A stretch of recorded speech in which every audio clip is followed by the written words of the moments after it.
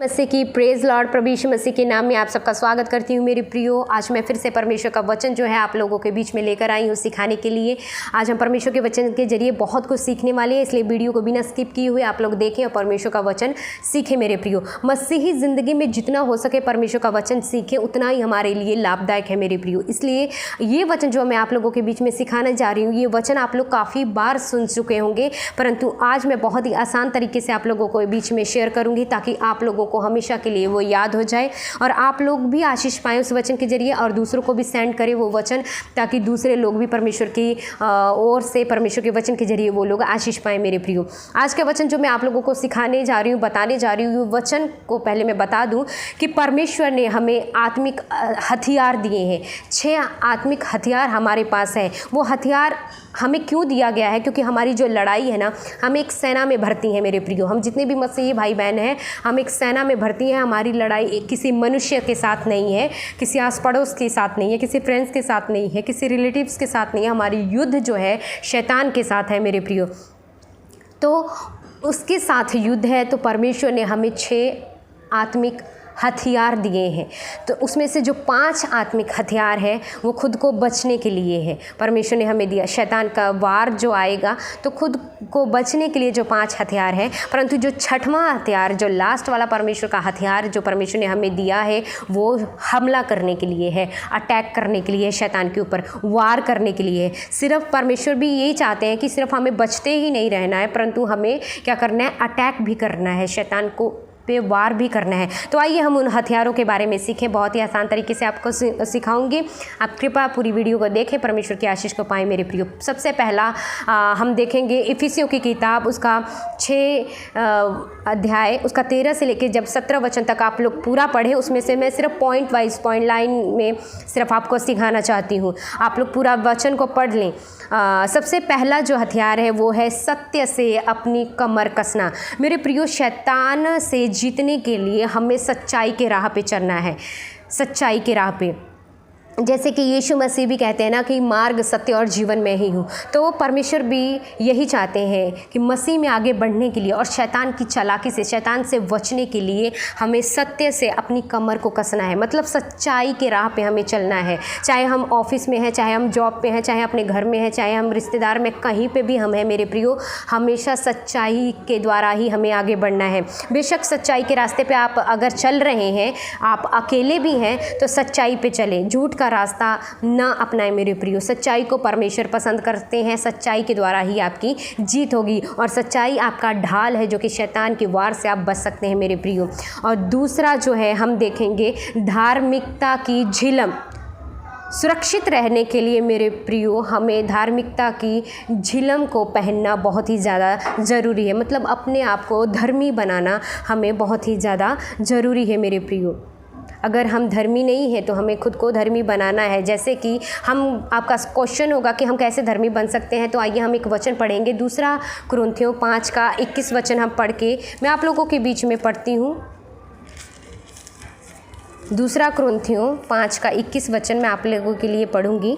इसमें क्या लिखा है? इसमें लिखा है कि जो पाप से अज्ञात है उसी को उसने हमारे लिए पाप ठहराया कि हम उसमें होकर परमेश्वर की धार्मिकता बन जाए। हम प्रभु यीशु मसीह में होकर हम क्या बन जाए? धार्मिकता बन जाए। तो हमें परमेश्वर में होकर धार्मिकता बनना बहुत ही ज़्यादा ज़रूरी है। हमारा विश्वास परमेश्वर पे होना बहुत ही ज़्यादा ज़रूरी है। परमेश्वर ने हमें पाप से अलग किया है, तो हमें जो काम हम पहले करते थे उसे छोड़ देना है, वहाँ से बैकस्लाइड हो जाना है, बुराई से, पाप से, और हमें परमेश्वर की ओर आ जाना है, परमेश्वर में धर्मी बन जाना है, पाप को एकदम त्याग देना है अपने जीवन से। हमें ये भी हमारा एक धार्मिकता की झिलम जो ढाल है जो कि शैतान के वार से हमें बचाती है। तीसरा हम देखेंगे जूता। जूता क्या है? जो तैयारी को दर्शाया गया है मेरे प्रियो। ये हमेशा हमें क्या दिखाता है? जूता हमेशा हमें तैयार रहना है। किस लिए तैयार रहना है? सुसमाचार प्रचार करने के लिए मेरे प्रियो, हमेशा वो खुशखबरी परमेश्वर ने जो हमें दिया है उसे दूसरों तक बांटने के लिए हमें वो मैसेज, चाहे आप बस में सफ़र कर रहे, चाहे आप ट्रेन में हैं, चाहे आप ऑटो में हैं, कहीं पे भी आप अगर पैदल भी जा रहे हैं, अगर आप फ्रेंड सर्कल में बैठे हैं, तो आप जितना हो सके परमेश्वर का वचन है, जो परमेश्वर का गॉस्पल है, आप सुसमाचार जो है दूसरों तक प्रचार करें, उन लोगों के बीच में शेयर करें जो डिप्रेशन के शिकार हैं, जिन्हें शैतान ने अपनी जकड़ में फंसा लिया, जो नशे के आदी हो चुके हैं, जिनकी जवानी को शैतान जो है बर्बाद कर रहा है मेरे प्रियो, उन लोगों के बीच में परमेश्वर का सुसमाचार आप लोग क्या करें, प्रचार करें मेरे प्रियो। और उसके बाद हम चौथा देखेंगे ढाल कौन सी है, विश्वास की ढाल मेरे प्रियो। चौथा हथियार हमारा है विश्वास की ढाल।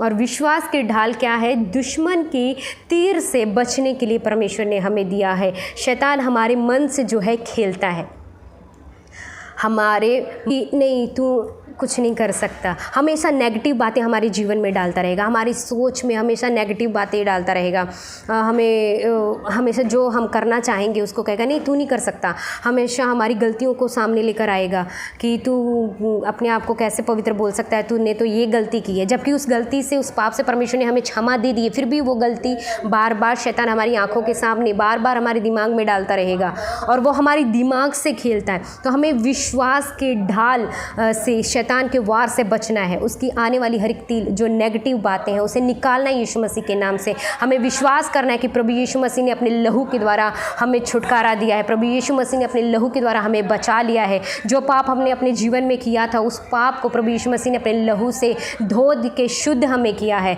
तो हम क्या कर सकते हैं, इस विश्वास, ये विश्वास हमारा होना चाहिए कि प्रभु यीशु मसीह में हम शुद्ध हो चुके हैं। तो इस विश्वास की ढाल के द्वारा हम शैतान के उस वार से, उस नेगेटिव थॉट से, नेगेटिव बातों से हम बच सकते हैं मेरे प्रियो, उसके वार से हम बच सकते हैं। और उसके बाद मैं आप लोगों के बीच में पांचवा हथियार जो है बताना चाहूँगी। पांचवा हथियार है उद्धार का टोप। उद्धार का टोप मेरे प्रियो, जैसे कि हम कोई गाड़ी चलाते हैं ना, एक सैनिक को देखा होगा, उद्धार का टोप उसने पहना होता है। जब हम बाइक चलाते हैं ना तो हमारे हेलमेट पहनना बहुत ज़रूरी है, ये सुरक्षा का काम करता है, क्योंकि सिर सेफ होना चाहिए, हमारा जो हेड है वो सेफ, सुरक्षित होना चाहिए। अगर सिर सेफ है, हमारा हेड सुरक्षित है, तो हमारा पूरा बॉडी जो है कि सुरक्षित रहेगा मेरे प्रियो। अगर एक्सीडेंट में यही नहीं रहा, यही डैमेज हो गया, ख़राब हो गया, तो पूरा बॉडी ख़राब हो जाएगा मेरे प्रियो। इसलिए उद्धार का टोप पहनना बहुत ही ज़्यादा ज़रूरी है मेरे प्रियो। इसलिए आत्मिक हथियार में भी उद्धार का टोप हमें दिया गया है, जो कि हमें पहनना बहुत ही ज़्यादा ज़रूरी है। उद्धार का टोप क्या है, हमें अपने जीवन में प्रभु यीशु मसीह पे विश्वास करना है और हमें उद्धार पाना है। ये विश्वास करना है कि प्रभु यीशु मसीह हमारे लिए मारे गए, गाड़े गए, तीसरे दिन जी उठे। हमें अपने मुँह से, जीभ से कबूल करना है, अंगीकार करना है। और क्या होता है, हम उद्धार अपने जीवन में जब अंगीकार करते हैं तो अपने जीवन में उद्धार को पा लेते हैं मेरे प्रियो। तो उद्धार का टोप हमारे जीवन में होना बहुत ही ज़्यादा ज़रूरी है। हमारा सिर प्रभु यीशु मसीह है और जो बॉडी है, हम कलीसियाँ हैं मेरे प्रियो।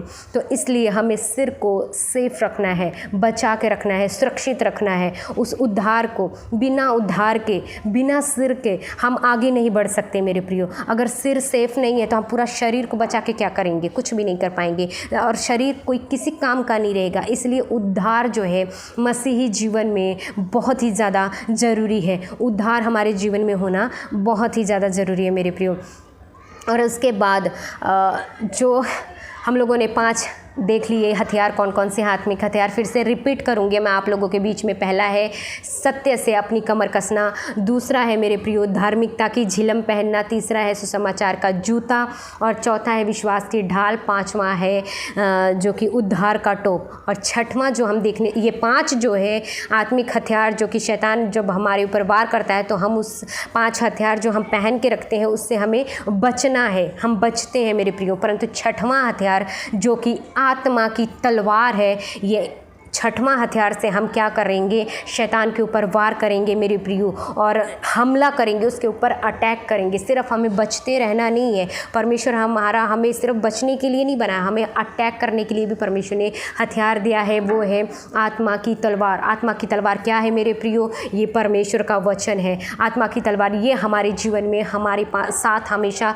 रहना बहुत ही ज़रूरी है। जैसे कि हम यीशु मसीह की परीक्षा के देख सकते हैं कि यीशु मसीह की परीक्षा जब हो रही थी। शैतान जब यीशु मसीह की परीक्षा कर रहा था तो वो भी वचन के ज़रिए ही अटैक कर रहा था, परंतु यीशु मसीह वचन के ज़रिए उस पर हमला कर रहे थे, अटैक कर रहे थे। और प्रभु यीशु मसीह जो है वचन के हथियार से उस पर अटैक करते रहे शैतान पे, और प्रभु यीशु मसीह ने जीत को प्राप्त किया। मेरे प्रियो, आज परमेश्वर ने हमारे हाथ में ये वचन दिया है, जो कि आत्मा की तलवार दी है। इस आत्मा की तलवार, इस वचन के ज़रिए हमें उस पर अटैक करना है मेरे प्रियो।